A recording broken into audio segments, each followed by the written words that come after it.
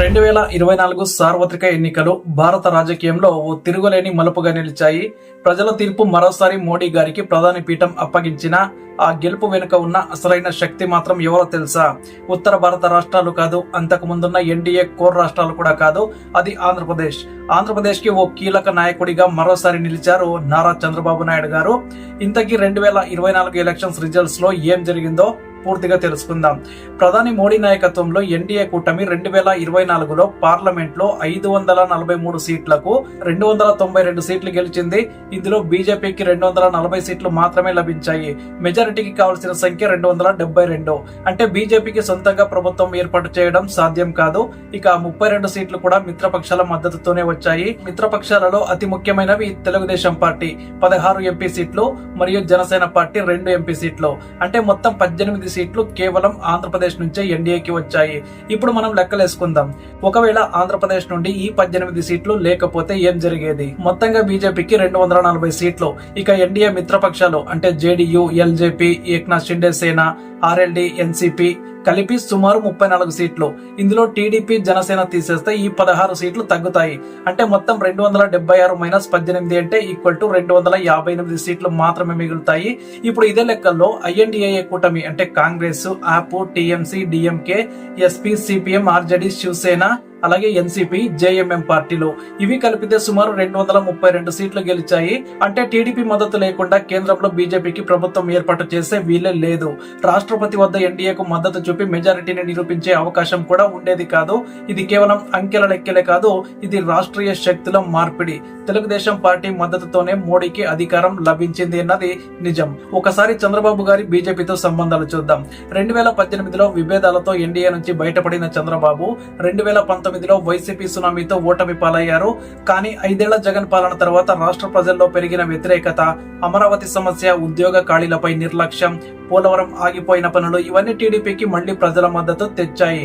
అందులో ముఖ్యంగా పవన్ కళ్యాణ్ తో పొత్తు కలిసి వచ్చింది. అలాగే కేంద్రంతో మంచి సంబంధాల వలన చంద్రబాబు స్ట్రాటజీ గెలిచింది. 2024లో చంద్రబాబు, పవన్ కళ్యాణ్ బీజేపీ కలయికతో ఆంధ్రప్రదేశ్ లో గెలిచిన ఫలితాలు: టీడీపీకి 135 ఎమ్మెల్యేల సీట్లు, అలాగే 16 ఎంపీ సీట్లు, జనసేనకు 21 ఎమ్మెల్యే సీట్లు, అలాగే 2 ఎంపీ సీట్లు. బీజేపీకి ఎమ్మెల్యేలో నిష్ఫలమైనా కూడా ఎంపీ ఎన్నికల్లో టీడీపీ మద్దతుతో మంచి ఓట్ షేర్ అయితే వచ్చింది. ఈ ఫలితాలు ప్రధాని మోడీకి కేంద్రంలో తిరిగి అధికారం అందించాయి. అసలైతే ఉత్తరప్రదేశ్ లో బీజేపీకి 80 సీట్లలో 33 మాత్రమే రావటం, మహారాష్ట్రలో విపక్షాలు కాపాడిన 20 సీట్లు, బీహార్ లో జేడీయూ బలం తగ్గడం ఇవన్నీ కూడా బీజేపీకి ఓటమి సంకేతాలే. అయినా తెలుగుదేశం పార్టీ ఇచ్చిన 16 ఎంపీ సీట్లు ఈ ఫలితాన్ని తిరగరాశాయి. దీంతో కేంద్ర కేబినెట్ లో 2 కీలక మంత్రి పదవులు, పోలవరంకు 12,800 కోట్ల బకాయిల విషయంలో ప్రత్యేక చర్చ మొదలైంది. అలాగే అమరావతి అభివృద్ధి కోసం హుడ్కో, జికా, ఎస్బీఐతో చర్చలకు కేంద్రం సాయం చేసింది. ప్రత్యేక హోదా లేకపోయినా బ్యాక్వర్డ్ రీజన్ గ్రాంట్ పునరుద్ధరణ కూడా జరిగింది. పోర్టు ప్రాజెక్టులు, రైల్వే జోన్, అంబులెన్స్ రీఫండ్ పై కార్యాచరణ ప్రారంభమైంది. రాజ్యసభలో టీడీపీకి ప్రస్తుతం 1 సీటు ఉంది. వచ్చే 2 ఏళ్లలో 4 స్థానాల్లో ఎన్నికలు జరుగుతాయి. అప్పుడు టీడీపీకి 4 నుంచి 5 రాజ్యసభ సీట్లు వచ్చేందుకు వీలుంటుంది. అంటే బిల్లుల ఆమోదం కోసం ఇక టీడీపీ అనుమతి తప్పనిసరి అవుతుంది. ఇప్పుడు ఒకవేళ చంద్రబాబు పొత్తు పెట్టుకోకపోతే ఏం జరిగి ఉండేదో చూద్దాం. అప్పుడు ఐఎన్డీఏ కూటమి ప్రభుత్వ ఏర్పాటుకు ప్రయత్నించే అవకాశం ఉండేది. తెలంగాణలో కేసీఆర్ రాజకీయంగా వీలైనంత నష్టపోయినప్పటికీ తమిళనాడులో డిఎంకే 39లో 37 గెలవడం, పశ్చిమ బెంగాల్లో తృణమూల్ కాంగ్రెస్ 29 ఎంపీ సీట్లు రావడం, కాంగ్రెస్ కు 99 సీట్లు రావడం ఇవన్నీ కలిపి ప్రత్యామ్నాయ ప్రభుత్వ పునాది వేసే ఆ పరిస్థితుల్లో రాష్ట్రపతి 15 రోజులు గడువు ఇచ్చే అవకాశం ఉండేది. ఆ తర్వాత మరోసారి ఎన్నికలు కూడా జరిగే అవకాశం ఉండేది. ఇక చూస్తే 1996లో ఒకసారి టీడీపీ కేంద్రంలో కాంగ్రెస్ ను అడ్డుకుంది. ఇప్పుడు 2024లో మరోసారి చంద్రబాబు కాంగ్రెస్ అధికారానికి దూరంగా ఉంచారు.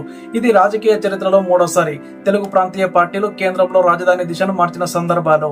1984లో ఎన్టీఆర్ బలంగా విపక్షాన్ని ముందుకు నడిపించడంలో ప్రధాన ప్రభావం చూపించారు. తర్వాత 1996లో చంద్రబాబు ఆధ్వర్యంలో యునైటెడ్ ఫ్రంట్ ప్రభావం చూపించారు.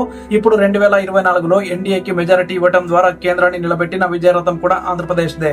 అయితే ప్రత్యక్షంగా చంద్రబాబు తీసుకున్న నిర్ణయాలు ఏంటి అంటే రాష్ట్ర హక్కుల కోసం రాజ్యాంగ పద్ధతిలో పోరాటం, కేంద్ర పథకాలను రాష్ట్రానికి తీసుకురావటం, సబ్సిడీ ఆధారిత వ్యవసాయ అభివృద్ధి, R&D, డిజిటల్ సిటీల స్థాపనకు కేంద్ర గ్రాంట్లు పొందే లక్ష్యం.